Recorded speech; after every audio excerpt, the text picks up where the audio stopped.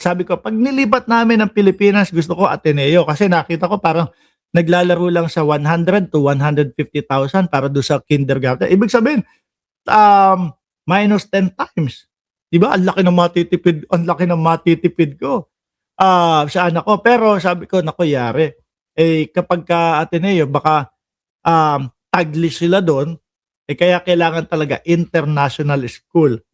Dahil yung anak ko nakakaintindi, pero hindi nakakaintindi ng Tagalog, pero hindi yung kayang dire-diretso. Kailangan talaga international school pa din. Isa yung Faith, tsaka yung ano pa ba? Yung Brent malayo sa amin eh. Kasi Marikina, no? Brent nasa Laguna yung Brent. Brent din makakatipid kami. Bakit? Nakita ko yung tuition doon halos kalahating milyon lang. Eh samantala dito 1.5 million. 'Di ba? Sabi ni Ann, sa Brent School mo papasukin, international school, malayo lang po. Nasa Laguna kasi 'yon. Eh dito 1.5 million ang katumbas nung $22,000 na CI, Cayman Island dollars. Oh. Pag pinasok ko sa Brent, kalahating milyon o 600,000. Ang laki, kalahati din yung tipid, mga bossing. Kaya lang malayo talaga, no? Eh dito na lang. Okay naman kami dito eh. Mga kababayan, pero dapat talaga magsalita din dito ang Ateneo. Mag-explain.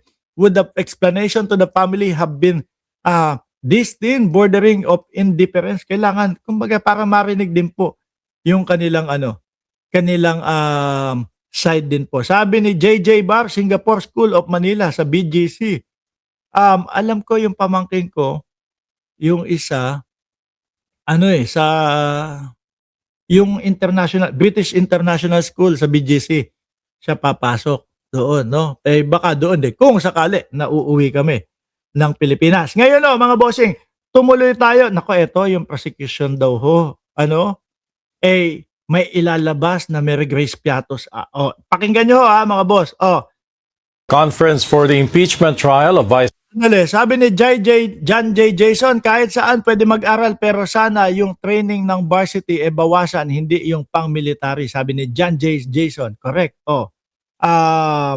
Game, pakinggan natin ito kasi yung Mary Grace Piatos lalabas. The pre-trial conference for the impeachment trial of Vice President Sara Duterte has finally concluded after 5 days. Senate Impeachment Clerk of Court Renato Bantug Jr. says the Secretariat will now prepare the pre-trial brief, which will serve as the roadmap for the impeachment trial set to begin on July 6. During the pre-trial proceedings, the prosecution panel presented its list of witnesses, including Mary Grace Piatos.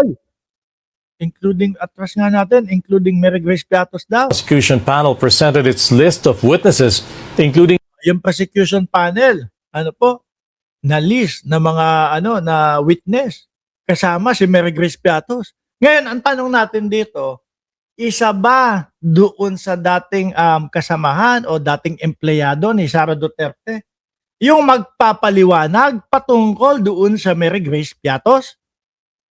Or mismong lalabas ba kasama sa prosecution yung Mary Grace Piatos? Yun po yung tanong dyan, mga kababayan. At yun yung aabangan natin dyan sa mga pangyayari po sa impeachment. Sabi ni Cesar de los Reyes, taga saan kaya si Mary Grace Piatos? Sabi naman ni Bato de la Rosa, madami daw Piatos doon sa sa Davao.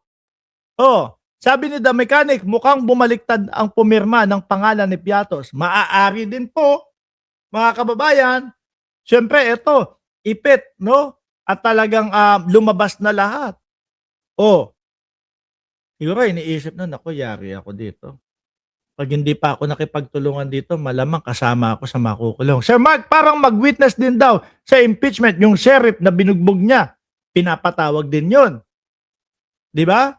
Pinapatawag din yun. Sabi ni Ann sa grocery, madaming Piatos. Yun lang. Mary Grace Piatos, who was identified as one of the alleged recipients of confidential funds from the Office of the Vice President in 2022. Ang nakikita ko dito, baka ilaglag si Sara Duterte nito Ang nakikita ko, baka isa sa empleyado niya ito, at tapos, yun nga ang nakita natin, yun nga ang naano natin na Wala, ipit na kami dito at talagang lumabas na lahat ng ebidensya at halata naman kami o makipagtulungan na lang ako. Ganon, ano? Ang mahal na, sabi ni Chito Vlog, ang mahal naman ng tuition ng kinder mo, saan ka nakatira? Grand Cayman Island lang po tayo nakatira. But the Philippine Statistics Authority has said it has no birth record of any person with that name. Duterte's lawyer, attorney Michael Poa, was also included in the prosecution's witness list. If ever lang, no? Ayan. Because we do not want to dwell on the witnesses to be presented. I am sure that it will be significant in proving the prosecution's case, no? If ever nakasama si Mary Grace Piatos. Pwede naman because lalo na kung ang tatanungin naman nila ay matters that are not pertaining to my role as counsel of the Vice President, wala naman sigurong problema. And if they really wish to call me as a witness, katulad ng ginawa nila sa Committee on Justice, hindi ba? Wala naman tayong problema doon. Meanwhile, the box containing Duterte's tax records was not open during the Yan yung ayaw nilang pabuksan. Di ba? Lalo na ang sinasabi nila Michael Poa, hindi na dapat buksan, hindi na makita.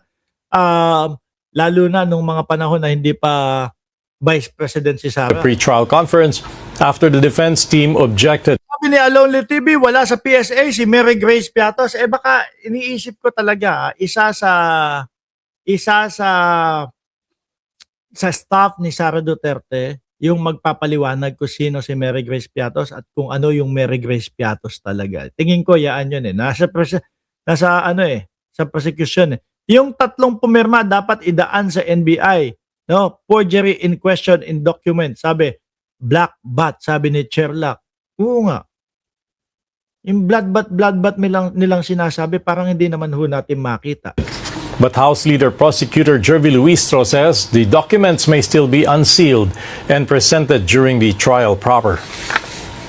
Hindi po kami naglakas ng loob sa House because we understand that we are not the impeachment court.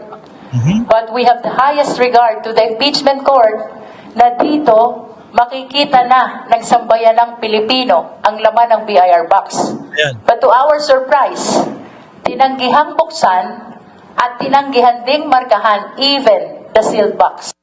Bakit? Ano ang kinatatakot?